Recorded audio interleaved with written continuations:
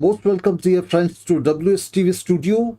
As you know, Netanyahu government has mounted an all-out offensive upon city of Jenin and Palestine. The attack is launched on the northern West Bank, where city of Jenin is situated, and the city is densely populated. A refugee camp is situated here, where in the early hours of Monday morning, this attack has been carried out. The attack has been carried out simultaneously by air and on the ground. At least 10 Palestinian people, including 3 children, have been killed in this attack, while dozens have been wounded. 10 of the wounded are in serious condition, I would say very serious condition, and the death toll may mount further if some of them they succumb to their injuries. Some 2,000 Israeli soldiers are involved in this armed operation, which is aimed at mass arrests inside the West Bank.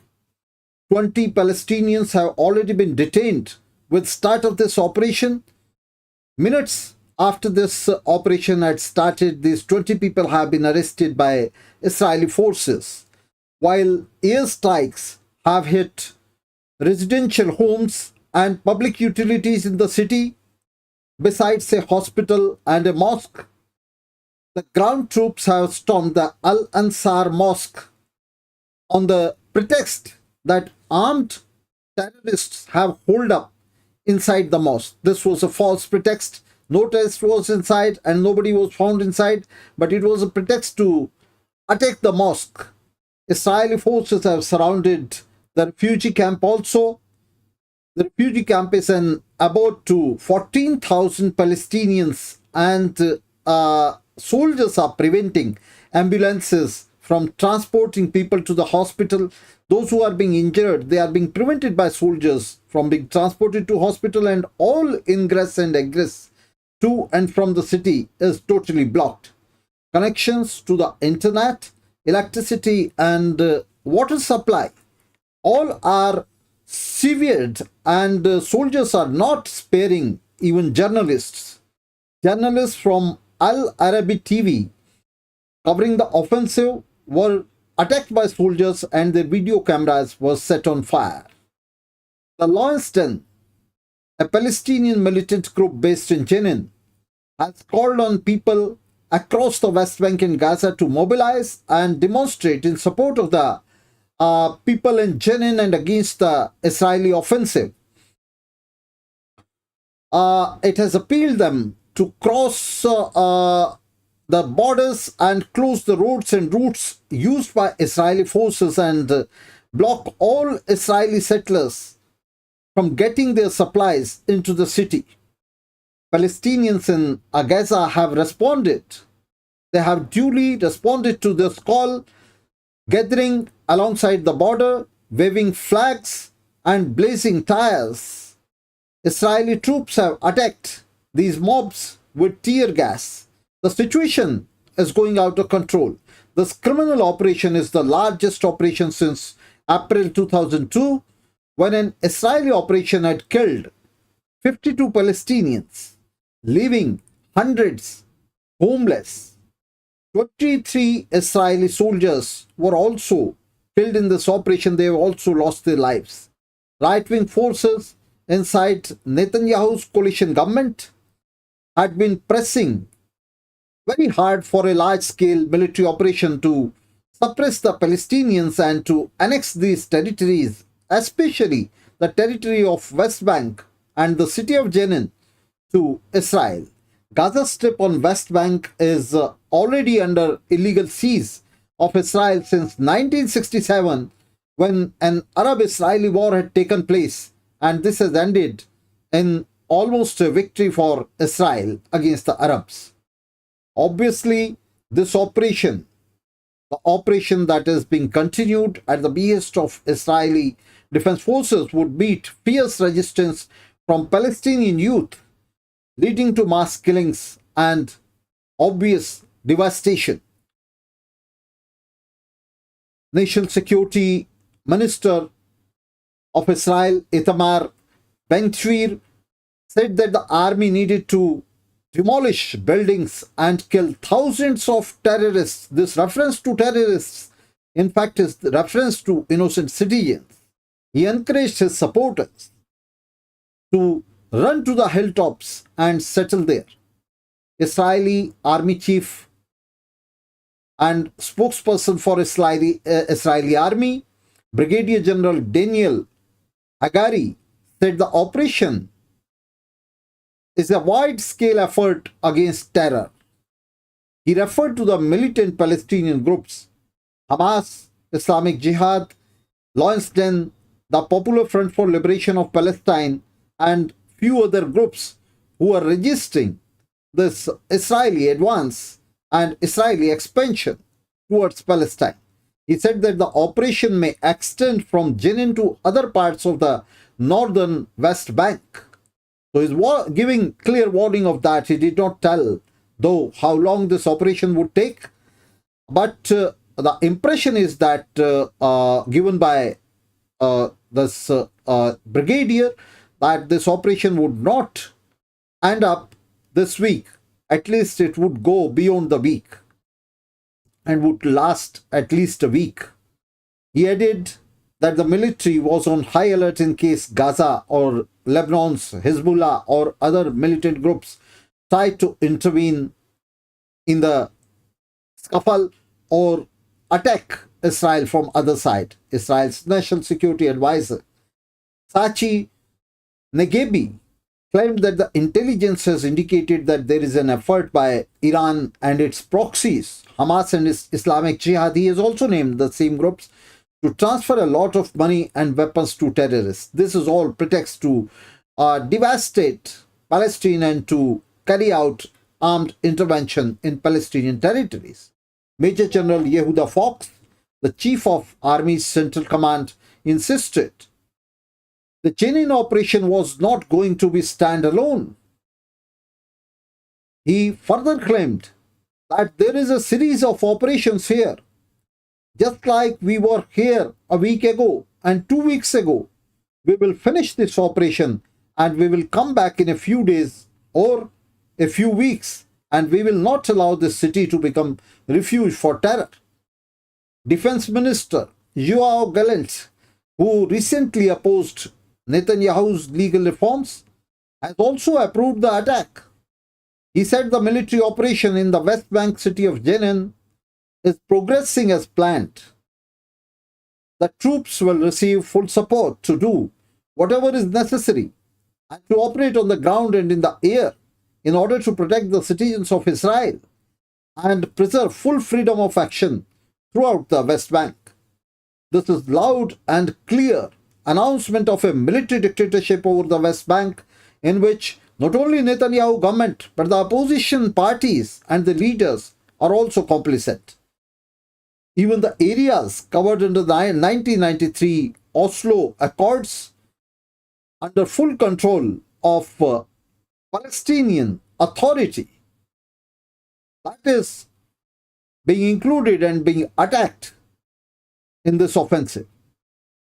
So far as Palestinian Authority is concerned, Palestinian Authority, the ad hoc government in Palestine, has lost all its steam and all relevance, as US and Israel have discredited the Palestinian Authority continuously and have refused, have declined to adhere to its authority. The local newspaper Haaretz claimed that Israel has informed the US of its intention of carrying out this brutal operation in Jenin in advance and was given the green light by US.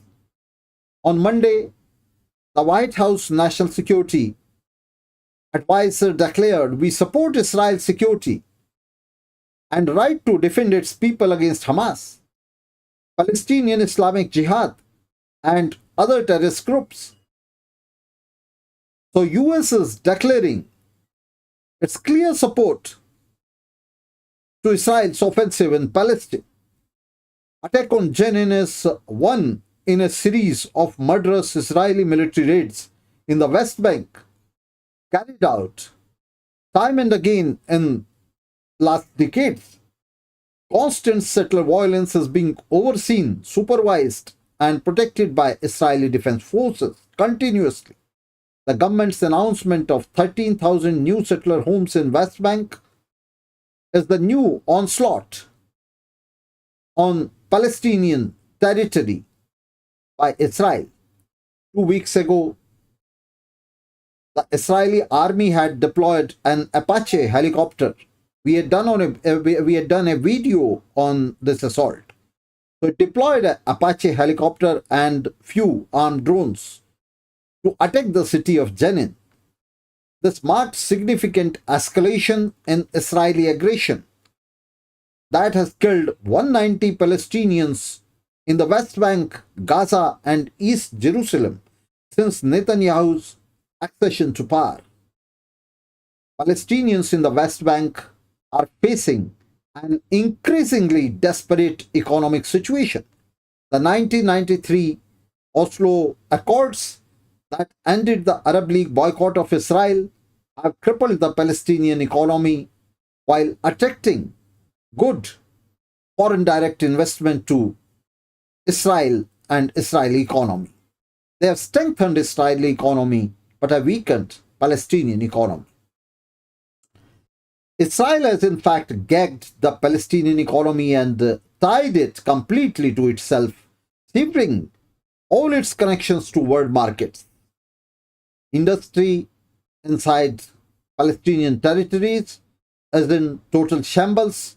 Farmers have been driven off their land and per capita income has remained stagnant since 1994.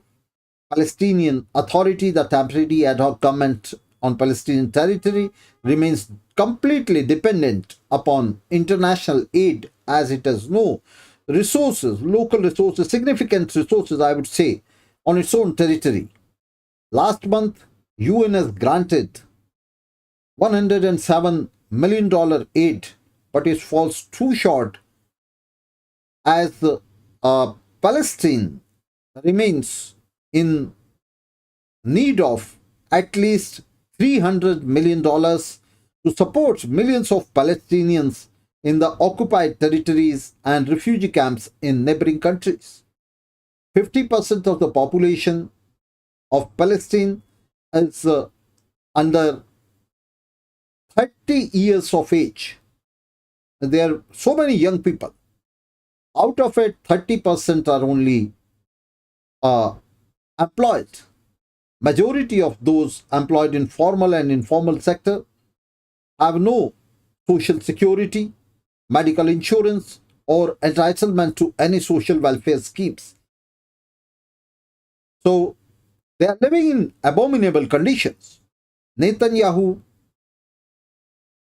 inside Israel faces widespread opposition to his rule and aims to deflect this opposition, directing it, or I would say misdirecting it, against Palestine, Iran, and Syria, the supposed and projected outside enemies.